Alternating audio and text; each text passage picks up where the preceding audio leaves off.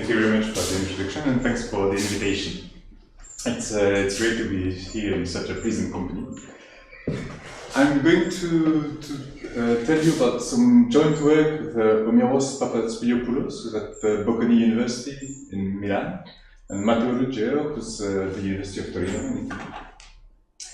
And the title is Exact Inference for a Class of Nonlinear Hidden Markov Models. We'll see in a minute how it relates to the topics we've been speaking of recently. So, just present the setting, and here I'm very grateful for Paul for such a nice introduction in the previous talk. So it's going to be, I'm going to go quicker. And so the general setting of inference in hidden Markov models is the following. So you have a hidden signal here in blue that you don't see. You have some data that is it follows a certain distribution conditionally on the hidden signal, and the goal is to recover the hidden signal, so to make inference of this. And just to be more precise, there's no hope of recovering the signal exactly. Actually, the real goal of the inference is to obtain a distribution on this hidden signal, and we'll see exactly what forms this distribution takes.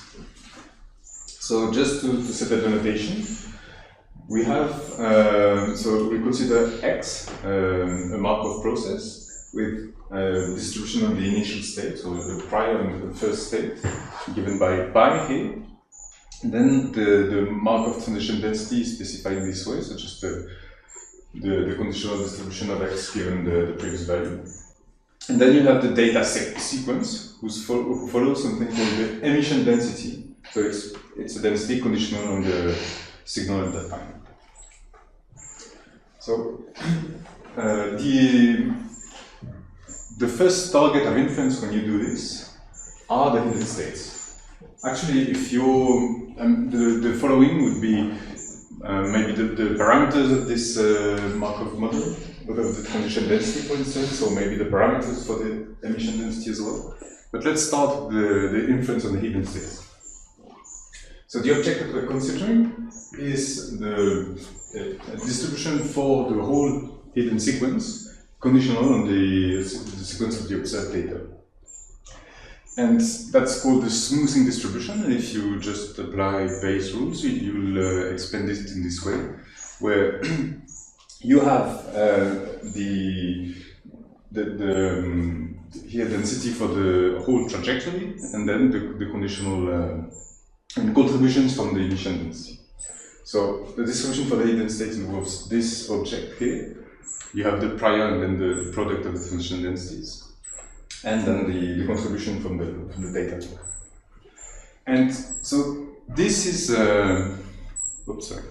this is our goal, but actually it's already a fairly complex object. Very seldom we have access to this, and usually the first step into obtaining this result is to consider what's called the filtering distribution. So that's where the word optimal filtering comes from, if you've heard about this. And the filtering distribution is the distribution for the last state given the whole observation sequence, and not the distribution of the whole sequence. This is interesting because it's a building block to obtain this object. And it also follows a nice recurrence relation that we've seen in the previous talk, where the filtering distribution at the point n, at the nth observation, is actually related to the previous filtering distribution, so at step n-1. And the recurrence involves two operators, the composition of two operators. One is called the prediction operator. So it appears here, and it involves starting from the previous filtering distribution and then propagating in time. The second one is the update operator, so that's obtaining a predictive distribution, let's say, without seeing the last data point, so without seeing the yn. And then there's an update operator, which takes this predictive distribution and then updates it in view of the new data point for this one. And so the filtering distribution obeys this filtering recurrence, which is the composition of those two operators. So just I mentioned that the filtering distribution is a building block of that you use to get other things or to get the other objects. So an example of using the filtering distribution to get something more is to consider the marginal smoothing distribution. So again, it's instead of it's not exactly the joint smoothing distribution where you consider the whole hidden trajectory, but you just consider the distribution for one hidden state given the past and the future observations. And this involves the filtering distribution up to I, so the if filtering distribution, which we described here, and another component, which is sometimes called the cost-to-go function, and which obeys a similar recurrence, which has a similar recurrence relation. So you can usually compute it in the same way as you do. And it's very much related to actually filtering, but going back in time. You just reverse the order of the data mostly. And now, so after this reminder about the inference framework, so this is all well-known material for inference on hidden Markov models. And now let me give a few comments. Although the problem is well described, it's mostly an intractable problem. And except in a very few cases, so one is what's called the Kalman filter, when you have Gaussian, you have a Brownian motion for the Markov process, and then you have Gaussian observations. But apart from that, it's very seldom have a solution. The reason why one reason why this problem is usually intractable is because the prediction operation I mentioned before is generally intractable. So you have to compute the expectation with respect to transitions density. They're usually not. Usually you have to you cannot compute this integral. One notable exception where you're actually able to compute this prediction exactly is when your Markov model is evolving on a discrete state space. In which case you don't have this integral, but you have some here that you can actually deal with. So that's an example of a tractable prediction operation. Excuse me. Yes. What does C play as a role here? What is the role? So this is intended to reveal the fact that this is an operator that you can apply to everything. So in practice, you apply it to the previous filtering distribution, but you could apply it to another, to any density that you're considering. And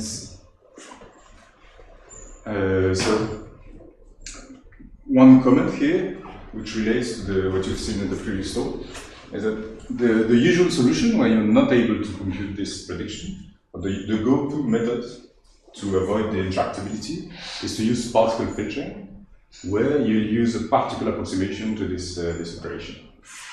And so any competing method will have to be compared to particle filtering, or any inference method has to be compared to that. So what I'm going to do in this presentation is to present how we can use duality relations to actually expand the range of tractable models. And you'll see that we'll make use of this, the fact that on the discrete state space we're able to compute the prediction exactly. So a few words on the duality as we mean it in this work. So we consider duality with respect to a duality function. So you have dual processes. If you want to know much more than I'm going to say about this, you have this review by Jensen and Kett. But so the definition of duality with respect to duality functions here is the following. So you have X, which is your original Markov process. You consider here WT, which is going to be the dual process. And now we introduce H, so the duality function, which has to be a bounded and measurable function. And we say that X and W are in in relation of duality, so they are dual with respect to H, if you consider the expectation of H, the expectation of H for xt started at x, and this is equal to the expectation of this function H as well, with respect to the second process started in W. So it means that if you, instead of computing this expectation with respect to x, you could compute it with respect to W, and it might be, it might be easier. And that's interesting because here the prediction operation is actually an expectation. So you start from this distribution and you compute the expectation with respect to the process. So we are going to be able to replace the expectation over x by an expectation over W here. And so this is a general definition, but there's a useful sufficient condition based on the infinitesimal generator of both processes. And that's the way, this is how in practice we construct the dual process. We start for our initial process. We put some restrictions on the type of H functions that we consider. Then we apply the infinitesimal generator of x to these H functions, and we try to recognize the infinitesimal generator of another process. That will be our dual process. And so the hope of this is exploiting this duality to compute the duality, the expectation with respect to the dual. So I'm going to show two examples of dual processes on two simple classical diffusion equations. So one is the Cox-Ingersoll-Ross process, and the other one is the Wright-Fisher diffusion. So the Cox-Ingersoll-Ross process, this is a slightly, it's not the standard parameterization, but it's also called the square root process, where you have, because of the square root here, and then you have a term here getting you back to the mean. And the stationary distribution of the Cox-Ingersoll process is a gamma distribution. And so it's the duality function that we consider are actually related to the stationary distribution. So the duality functions are gamma kernels of this form. And now the dual process is a two-component process with a stochastic part and a deterministic part. So the deterministic part is evolved following LODE, and you can actually solve it. So this is the deterministic part. The stochastic part is a pure depth process on the positive integers. So it evolves on this type of space, and you can compute the transitions here. And what's interesting is it's a pure depth process. So starting from any state, you only have to consider the transitions towards the baseline. Okay?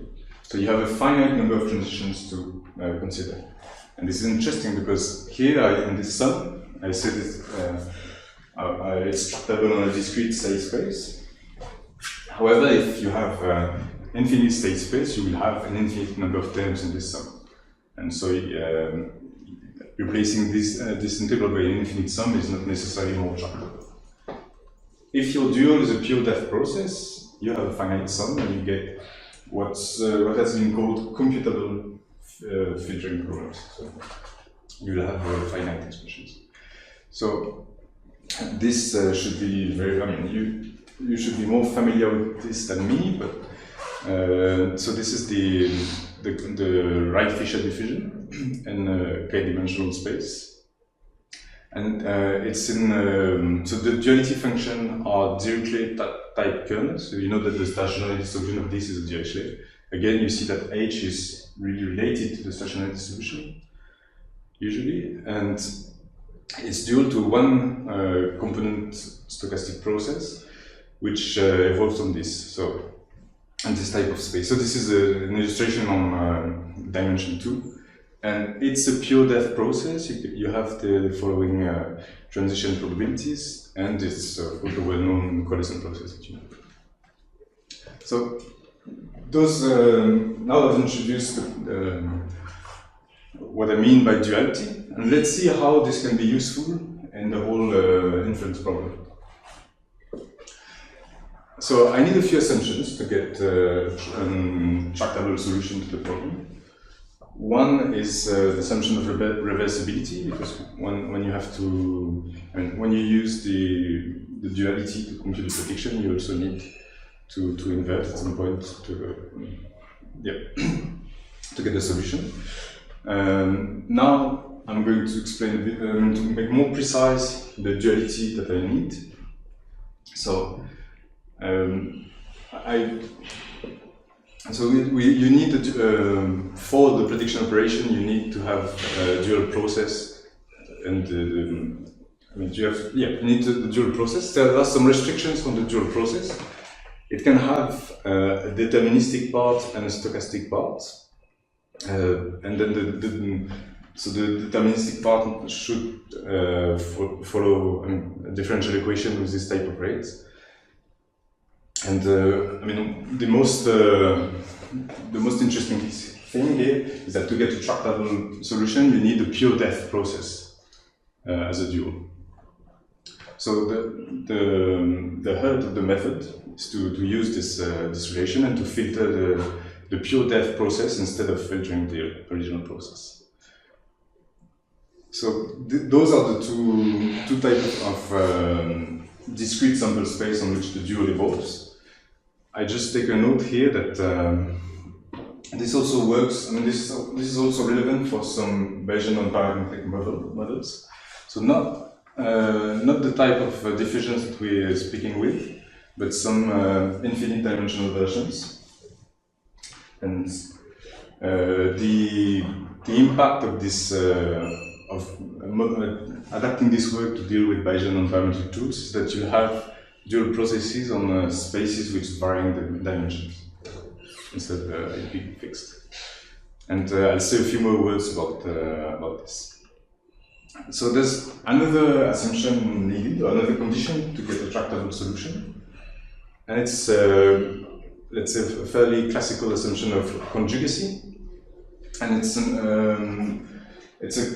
this assumption is useful for the update operation, so to get a tractable solution to this part. And this is actually what puts some constraints on the H function that we are able to deal with, on the duality functions. And it also puts restrictions on the emission density that we have here. So for instance, here we have the Cox-Ingersoll-Ross process. We know that the stationary is a gamma distribution, and we need data that have the right conjugacy relation with the gamma distribution. So typically Poisson observations, conditionally on the heat input signal. And so when you have when you choose well this H function and you have this conjugacy property, then applying the update operator, so updating some mixture of H functions with new data will give you something that is still in the family of this H function. So that's what conjugacy means usually. When you observe new data, you stay in the same family. And there's one last assumption that's only needed for the smoothing and for going forward. So all those three allow you to get the tractable solution to the filtering problem. The last one is useful for the smoothing and for getting further. And it seems to be only a technical condition on the H functions, which is that they should be stable by multiplications. So if you compose them, you still get something that's an H function, and you can get the idea why. I told you that the marginal smoothing distribution actually involves the filtering times something that looks a bit like the filtering distribution. So you need this to be stable by multiplication. And so let's see how you can piece all of this together to deal with the filtering problem. So if let's see the effect of the prediction operator. So let's say you start from one filtering distribution and you want to get the next. So first you have to apply the prediction operator. And so instead of filtering with respect to the original process, you filter with respect to the dual process. And it's a discrete dual process, so you actually use this sort of sums. And the impact of this is that the effect of the prediction operator is giving you a mixture of H functions, as you had before. So you start from, let's say, something that is a one component, and then you get a mixture of all components. And all the components that are that play a role are all the components that are accessible using the pure depth process. So if you start at 3, let's say, you get a mixture of 4 components that reflect the probability of transitions to the lower spots.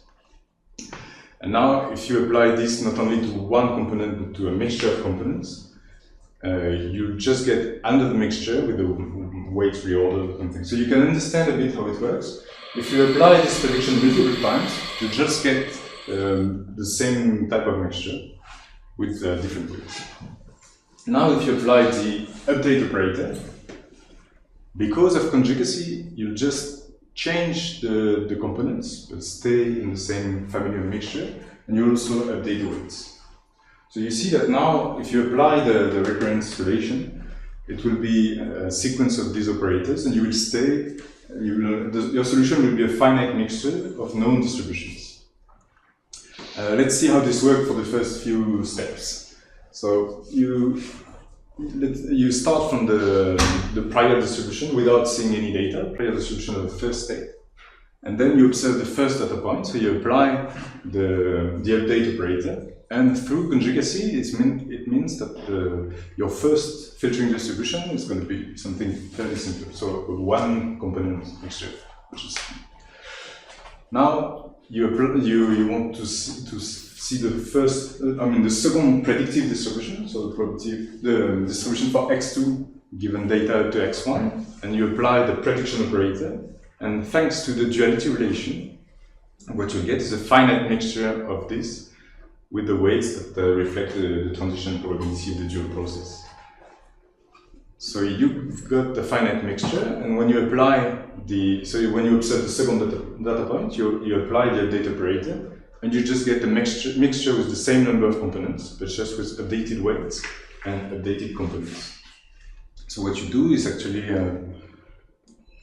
you would take you can think of your mixture as weights on this graph, and when you observe new data, you switch. You switch everything a bit up and change the weights. So you enrich, let's say, image, and so on and so forth. You just stay in the same family. So your solution to the inference problem is to the filtering problem is a mixture of components. And now, in the next few slides, I'm going to comment a bit on whether this is a practical way of computing the solutions. So one thing that should be obvious when you see that is that the solution is a complex mixture, and the number of components seems to increase a lot at each and every step. And so you have a large number of components, and this is computationally problematic because for each component you need to compute the transitions to all the states below the transitional pure depth process. So you start having to do a large number of operations. And let's see in practice for these two diffusion processes how this works. Whether this exact solution is actually a practical method for computing, for filtering or smoothing this kind of problems. So I'm considering considering these two examples. So the Cox-Ingersoll-Ross process that presented before, and the Wright-Fisher and K-dimensional diffusions. So I did not insist on this part, but the conjugate emission, so the stationary distribution is a gamma for the Cox-Ingersoll-Ross process. The conjugate emission density is a Poisson distribution. And then the dual is a two-component process, so pure depth and deterministic. For the Wright-Fisher, the stationary distribution is a Dirichlet. The conjugate emission density is a multinomial. And the dual is a one-component pure depth process. So just as a side remark, the same theory also applies to the Ornstein-Hillelbeck process. For the Ornstein-Hillelbeck process, the solution to the filtering is already known exactly. But it's interesting to see what this gives. The dual here is a purely deterministic process, and so there is no stochastic part.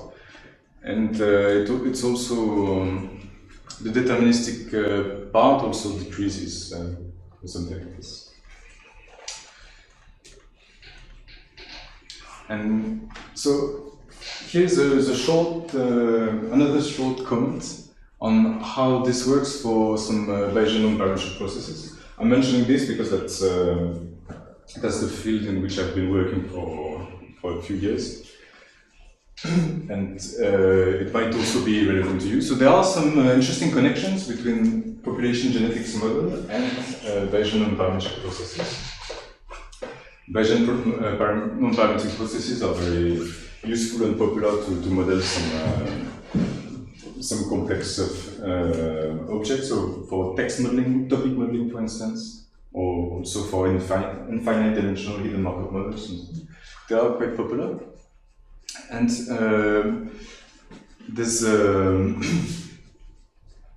there are some links, which is, for example, that the Wright-Fisher, the simple Wright-Fisher diffusion in infinite number of values actually converges to the Dirichlet process, which is the central process of Bayesian non-parametric. Another thing is if you add some immigration inside the natural Wright-Fisher, you can actually converge to what's called the Pygmalion model, or the two-parameter Poisson-Dirichlet model of Bayesian parametric, which is, let's say, if the Dirichlet process is a cornerstone, this is the first generalization of the first experiment. So actually, so the Dawson-Watanabe process is it's a diffusion process, which actually goes to the gamma process in Bayesian non-parametrics.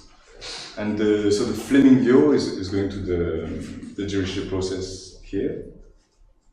The message here is that you can use the same type of approach to deal with these infinite dimensional models, where you consider projections of this infinite dimensional process, apply the following methods, and then use the marginals to characterize the infinite dimensional process.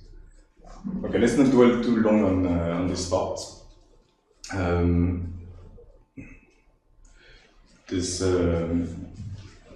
The work that in this area involves work on the parametric side by Papaspiliopoulos and who dealt with the filtering. So I worked with them as well and obtained the smoothing likelihood and joint inference of the parameters, so extended the type of work. And the line of work on the non-parametric side involved Papaspiliopoulos, Darius Pano, and Matteo Ruggero for the filtering, and recent work by Filippo Ascolani and others on also extensions in the Bayesian non-parametric models, if you're interested. Okay, so let's go back to the example of I was dealing with before. So I told you that the number of components in this mixture can increase drastically as the number of data increase. You can actually compute that exactly because it's I mean, every step is transparent, and you get a polynomial increase in the number of components. So it depends on the dimension of the hidden state space that you're considering, And it also involves the sum of all observations, all previous observations. Let's see in numbers what this can mean. So for the Cox-Ingersoll process that you have here, and you have a fairly large amount of data, you see that after 160 steps, you have nearly 11,000 components in your mixture. Your exact solution is a mixture of 11,000 components. For the Wright-Fisher in dimension 3, and I've plotted the marginals here, you see that after 10 observations, you already have 25,000 components in the mixture. So the answer is that although we're getting the exact solution, it's probably something quite impractical to work with.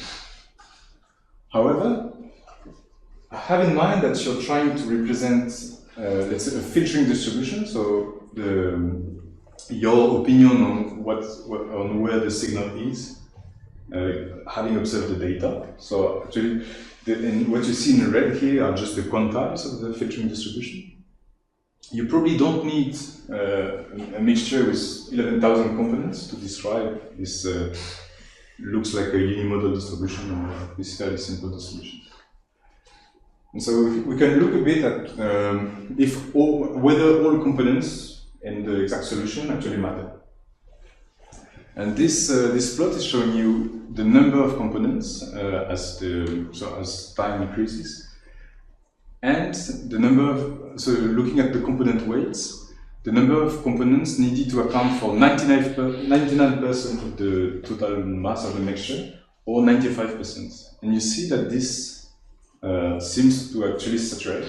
So for the Cox-Ingersoll-Ross, maybe you need only 20 to 50 components to describe most of the mass, your filtering distribution.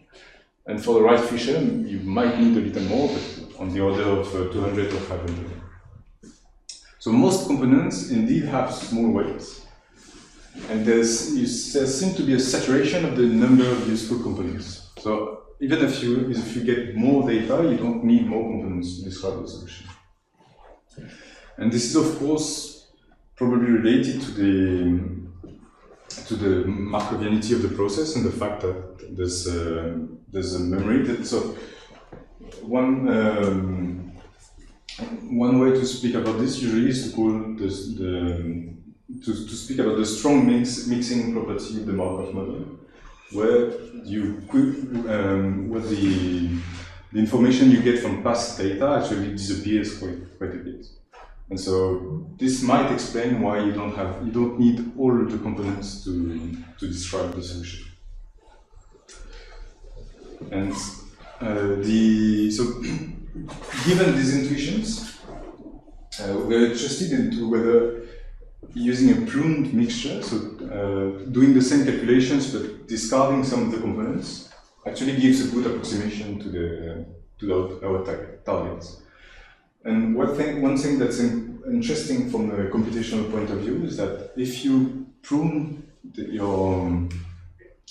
number of components, so let's say you keep it constant, this will entail an algorithm with a linear time complexity for computing the solution, because you always start, as you add more data, you don't increase the complexity of the solution that you need to compute.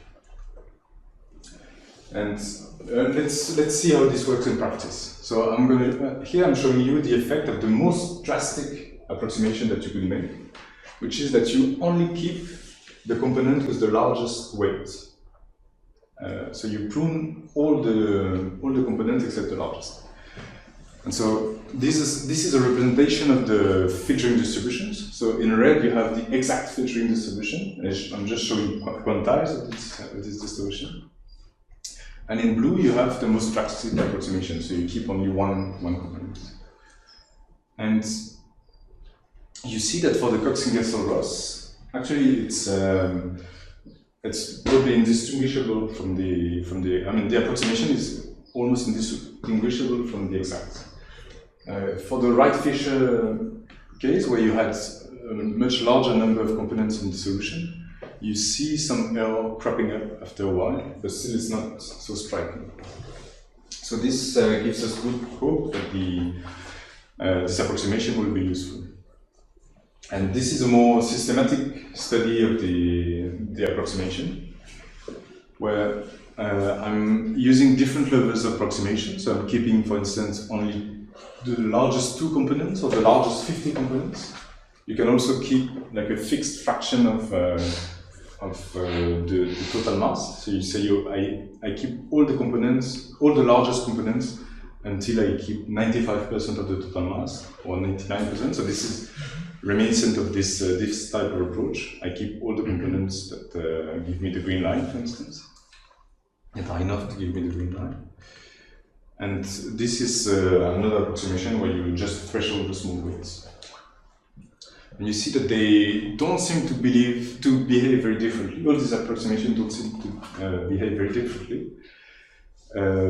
But you seem to be able to find a compromise between accuracy and computation time. So this is computation time with respect to computing the exact, and this is the distance. So let's say an estimation of the error that you make.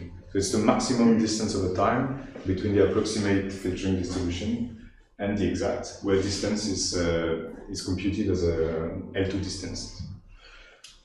And just to comment a bit on the numbers, you see that the amount of time that you gain can be 4 or 5 orders of magnitude.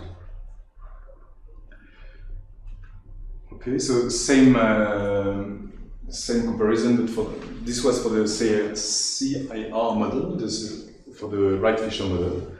And the gains are not that high, but you still see 2 orders of magnitude improvement. And now so I told you in the beginning that the major competitor for this type of approximation, so for approximating the solution to the filtering problem, is particle filtering. And as you've seen in the previous talk, particle filtering involves simulating from the transition density of the process.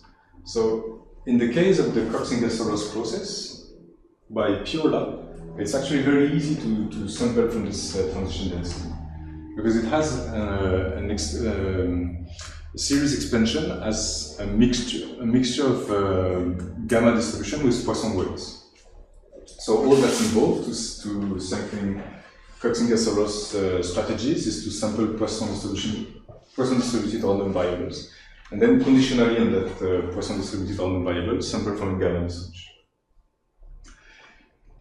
So you have all that you need to do the bootstrap particle filter for the Cox-Ingersoll-Ross process. If you want to do the bootstrap particle filter for the Wright-Fisher, you need to simulate from the Wright-Fisher transitions, and that's a much more challenging problem.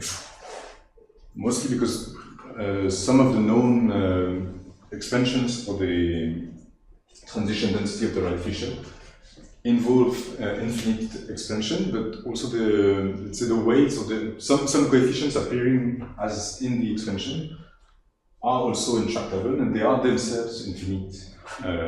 They have themselves infinite expansions. Luckily, that's a problem that has been solved by Paul Jenkins and Alex Baum by using some, let's say, interesting and adapted approximations to the weights involved here, and that's based on some sampling tricks that you can find in the book of Luc Devroy if you're interested in this. So this I'm going to comment on. And so here you have the same comparison, but with now I'm adding particle filtering in the mix, and you see that the standard approximation is actually way more costly and makes a much larger error when you are, for instance, measuring the error on the likelihood. And just to be fair to the particle filtering approximation, this is a very standard approximation that works for all sorts of models. Whereas here, I'm presenting a targeted approximation to the exact solution. So it's not surprising that we can have much better performance because we are directly approximating the solution, whereas the bootstrap particle filter is just sampling from the transition density. So just it's not targeting the solution, but looking only at the process. And now I mentioned earlier that if you have the particle, if you have the filtering distribution, you might also be able to compute the smoothing distribution. And if you have the stability assumption that you of the H range, that's something that I mentioned before. So it's also possible to perform particle smoothing.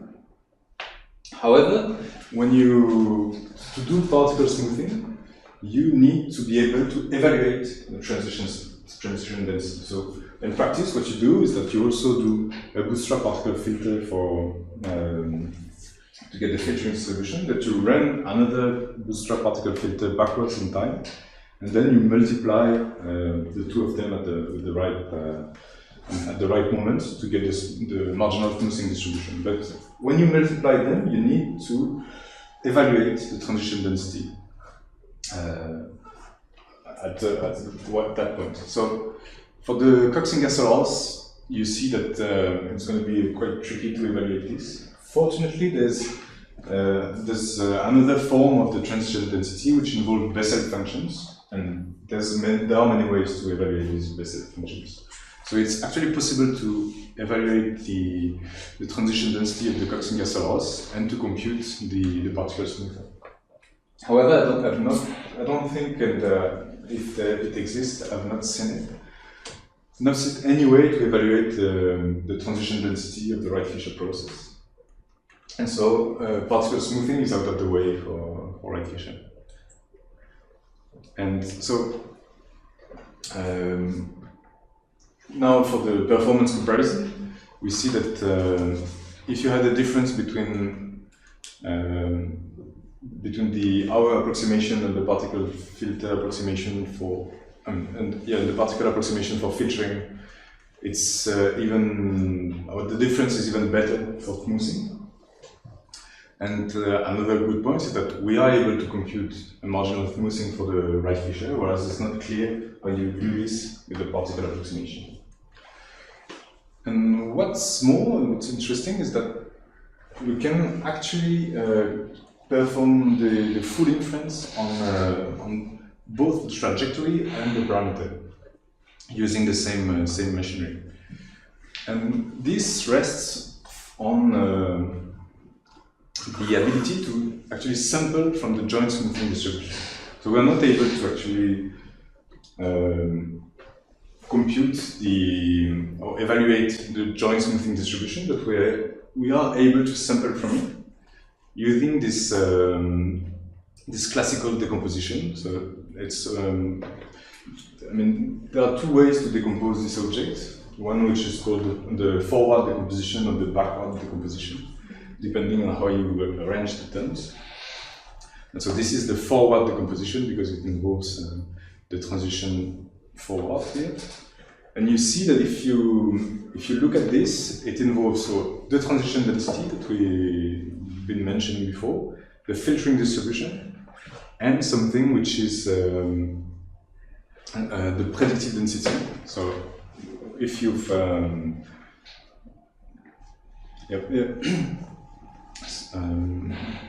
there's an X I'm missing here. Yep. So I'm missing it should be conditional next time. But the predictive density, which as I've told you before, is very much related to the filtering. It's just the filtering when you apply the predictive operator. So this this object here. So again, is so this transition here. It involves all objects that we've shown how to compute before. So the only hurdle here is combining them together. And it happens that for the CAR and for the Wright-Fisher, it's actually possible to sample from that. So I'm not entering into details, but if you multiply these things together, you still have something for the Wright-Fisher. You still have something that looks like this Poisson gamma expansion, except that you have different weights and everything, but it is something we are able to sample from. And if you if you do this for the Wright-Fisher, it's still possible to sample from by adapting slightly the strategy developed in Jenkins and Span. So it means that we are able actually to not to evaluate this, but to sample from the joint smoothing distribution. And this opens the way to building what's called a Gibbs sampler for joint inference on the model parameters in the trajectory. So if you're not so familiar with that, if you do Bayesian inference on for a problem, what you obtain is the target is a posterior distribution, and what you actually want to do is to sample from this posterior distribution, because then it's interesting to compute any summary that you might want to that you are interested in. So usually the target of Bayesian inference is to sample from a posterior distribution. One useful algorithm to sample from a posterior distribution is this Gibbs sampler, which actually reduces the problem into sampling sequentially from different conditions, so small parts of the full posterior distributions. And this is exactly what we are able to do. So we are conditionally on model parameters, we are able to sample distributions, and conditionally on the distributions, conditionally on model parameters, we are able to sample trajectories, and then once we know a trajectory, we can compute the likelihood and we can sample possible values for the parameters. So solving this, we are able to build a Gibbs sampler and to perform the full inference. So everything that you wanted to know about the hidden Markov models here. And again, that's something that you can do with particle filtering, but you need to add, every time you add a new target, you need to add some more complexity. So if you want to get the filtering, you need to do bootstrap particle filter. If you want to get the smoothing, you need to combine both of them together. And if you want to make inference on the parameters, you have to combine all that plus changing the parameters all the time. So it becomes quickly quite involved. And methods for this are often called sequential iterative filtering and this sort of things. Whereas here, we just, we can do these things directly. So I will finish here with a few concluding remarks. So one application of this work is efficient inference for Wright-Fisher models. So here I've only mentioned the neutral Wright-Fisher model, and it's actually not trivial to extend it to other models. So it also allows efficient inference for the Cox-Ingersoll-Ross model. However, the exact solution was already available, already known. So it's just another way to, it's a general approach to get exact solutions, but it's maybe not completely new. It's not maybe a completely new method to get inference, or to perform inference for the Cox-Ingersoll-Ross. And what remains are questions about how to extend or how to get, let's say, a higher view on what we're doing here. And one question is what happens when the dual is not a pure depth process? So we see that when you have a pure depth process, you have a tractable solution, where you have these finite sums. When the dual is not a pure depth process, then you suddenly have an infinite number of transitions to consider. So you get these infinite sums, and you are out of the tractable solution, tractable problem. However, it's still a useful structure, and notably, it's often possible to sample from these infinite sums. So we can probably recycle some ideas from particle filtering, but filtering the dual process. So filtering the process on the discrete space instead of filtering the original process. And it might be actually more efficient to filter the dual process than the original process. So the question here is that Yes, if we have a dual that's not a pure depth, we might be able to sample to use a particular approximation here, and we want to understand whether it's a good approximation, how it behaves. And another related question is that if you have several options for several dual processes, which one you should choose, and how to measure the various qualities of different duals. So one easy question, for instance, is that if you've got a dual that's a pure depth process and a dual that's not, that's a burthenless process or something more complex, of course the pure depth process gives you an obvious advantage because you've got the tractable solution. But maybe once you abandon the idea of having the exact solution but trying to go through sampling, maybe the burthenless process is useful. Thank you very much for your attention.